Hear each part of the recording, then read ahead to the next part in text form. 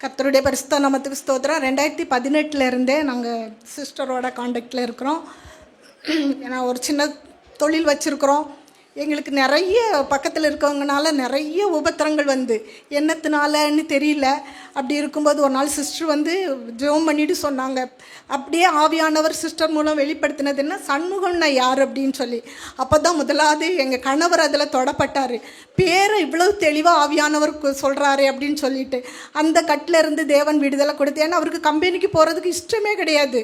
அவர் வந்து வேலைக்கு போக மாட்டேன் அப்படிங்கிறதுல இருந்துட்டு இருந்தாப்புல. அதிலேருந்து தேவன் விடுதலை கொடுத்து நல்லபடியாக கம்பெனிக்கு போய் வேலை செய்ய கிருபை கொடுத்தார். ஒவ்வொரு காலகட்டங்களில் சிஸ்டர் தான் எங்களை வழி நடத்துனாங்க. அப்புறம் பார்த்திங்கன்னா எனக்கு எங்கள் வீட்டில் இருந்து உபத்திரம் என்னத்தினால எனக்கு இவ்வளோ பாடுகள்னு சொல்லும்போது அப்பமும் ஆவியானவர் சிஸ்டர் மூலம் சாந்தின்னு ஒரு பேர் ஆண்டவர் சொல்கிறாருன்னு பார்த்தா அது என்னோட அண்ணனோட ஒய்ஃபு. அவங்க மூலம் எனக்கு வந்த நெருக்கடி கர்த்தர் இப்படி பல பாடுகளை வெளிப்படுத்திட்டு வந்தார். எல்லாவற்றிலும் இருந்து எங்களுக்கு வரும்போதெல்லாம் வசனம் கொடுப்பாங்க. இந்த வசனத்தின் மூலம் நீங்கள் ஜெபிங்க. ஏன்னா பயங்கர உபத்திரத்தின் மத்தியில் தான் நாங்கள் போயிட்டு இருந்தோம். வசனம் எங்களுக்கு அவ்வளோ ஆறுதலாக இருக்கும். அப்படி இருக்கும்போது திடீர்னு 2021 என்னுடைய கணவருக்கு திடீர்னு அட்டாக் வந்துச்சு. அட்டாக் வரும்போது சிஸ்டரும் அப்போ அந்த டைமில் கொஞ்சம் பலவீனமாக இருந்தாங்க. அப்படி இருக்கும்போது நாங்கள் குப்புசாமியில் கொண்டு வச்சு அதுக்கான எல்லா ட்ரீட்மெண்ட்டு கொடுத்து வீட்டுக்கு கூட்டிகிட்டு வந்து ஒரு 10 நாள் இருக்கும். மறுபடியும் மூச்சு திணறல் போல் வருதுன்னு சொல்லியிருந்தாப்புல. போய் பார்த்தா நுரையீரலில் நீர் கோர்த்து இருக்குதுன்னு சொல்லி ராமகிருஷ்ணாவில் கொண்டு அட்மிட் பண்ணோம். 1 மாதம் நாங்கள் போயிட்டு இருக்கிற சபை ஊழியக்காரர் நான் குறை சொல்ல வரல. ஆனால் அந்த நேரத்தில் எனக்கு வந்து ஜெபம் முக்கியமாக தேவைப்பட்டு அப்போ நான் சிஸ்டரை எனக்கு காண்டாக்ட் பண்ண முடியல. ஆனாலும் எனக்கு பயங்கர நெருக்கத்தில் இருக்கிறோம். என்ன டாக்டர்லாம் கைவிட்டுட்டாங்க. ஏன்னா என்னன்னு கண்டுபிடிக்க முடியல, பயங்கர மூச்சு திணறல் வருது அப்படின்னு. அந்த நேரத்தில் எனக்கு திடீர்னு சிஸ்டரை தான் காண்டாக்ட் பண்ணேன். ஒரு அனாதை போல் அந்த இடத்துல நின்றுட்டு இருந்தேன். என்னோடய பெரிய பையன் போய் MBA பண்ணிவிட்டு அவன் அவ்வளோ நேரம் அவங்க அப்பா கூட இருந்துட்டு அப்போ தான் அவன் வீட்டுக்கு வந்துட்டு அம்மா என்னையை கொண்டு ஹாஸ்பிட்டலில் விட்டு நானும் போய் நிற்கிறேன். டாக்டர் சொல்கிறாரு, அம்மா உங்கள் ஹஸ்பண்ட் வந்து எங்களுக்கு கோஆப்ரேட் பண்ண மாட்டேங்கிறாப்புல, என்னன்னு கண்டுபிடிக்க முடியல, என்னால் உங்களால் முடிஞ்ச அளவு நாங்கள் போராடுவோன்னு. ஏன்னா எனக்கு உலகமே தெரியாது, வெளி உலகமே தெரியாது. எனக்கு 3 குழந்தைங்க. அப்போ எனக்கு தெரிஞ்சது சிஸ்டர் மட்டும்தான். உடனே சிஸ்டர்கிட்ட காண்டாக்ட் பண்ணோன்னே அவங்க ஜெபத்தில் எனக்கு எப்படி ஜெபிக்கணுங்கிறத கைடு பண்ணாங்க. அந்த ட்ரீட்மெண்ட் நல்லா முடிஞ்சு 2 நாளையில் சிஸ்டர் வந்து என் கணவரை பார்த்து இது ஒரு பெரிய கட்டு.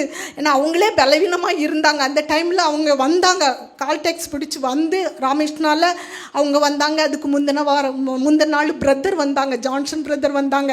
ஏன்னா நாங்கள் ஊழியக்காரரை காண்டாக்ட் பண்ணும்போது ஊழியக்காரர் கண்டுக்கவே இல்லை, ஃபோனே எடுக்கலை. அந்த நேரத்தில் எங்களுக்கு கைடு கொடுத்தது சிஸ்டர் தான். அப்புறம் பார்த்திங்கன்னா அதிலேருந்து விடுதலையாகி வீட்டுக்கு வந்து 1 மாதத்தில் மறுபடியும் என் கணவருக்கு ரொம்ப முடியாமல் ஆச்சு. இதெல்லாம் ஒரு ஜனவரியிலேருந்து தொடர்ந்து வந்து கொண்டு இருக்குது. அப்புறம் திடீர்னு செக் பண்ணால் நிமோனியா காய்ச்சல் அப்படின்னாங்க. திருப்பி கொண்டு அட்மிட் பண்ணி எதுக்கும் அவங்கள தான் நாங்கள் தொந்தரவு பண்ணிகிட்டே இருந்தோம், சிஸ்டர் இப்படி இருக்குதுன்ட்டு. அப்போ அதுலேயும் கைட் பண்ணாங்க. திருப்பி வரும்போது கொரோனா 2வது ஆள் பயங்கரமாக போயிட்டு இருக்குது. அப்போ நாங்கள் டாக்டர் போய் பார்த்தா டாக்டர் சொல்கிறாரு, இது வந்து எல்லாமே நுரையீரலே பாதிப்பு வருது, அதனால நீங்கள் கேர்ஃபுல்லாக இருக்கணும் அப்படின்ட்டு. கொரோனாங்கும்போது எங்கள் வீட்டுக்காரர் போக மாட்டேங்கிறாப்புல ஹாஸ்பிட்டலுக்கு.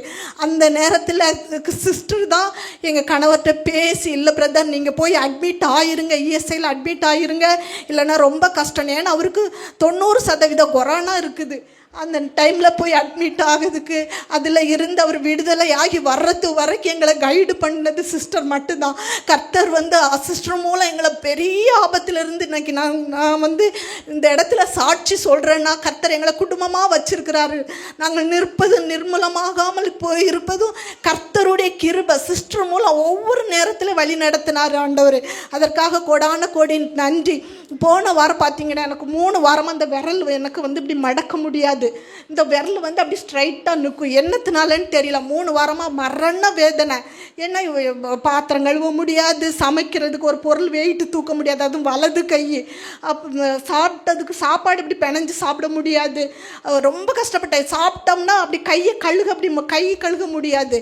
அப்படி ரொம்ப இது பண்ணும்போது ஒரு நாள் கூட நான் சிஸ்டர்கிட்ட ப்ரேயருக்கு கொடுக்கும்போது கையை பிடிச்சிட்டாங்க, உயிரே போனது போல் ஆகிப்போச்சு.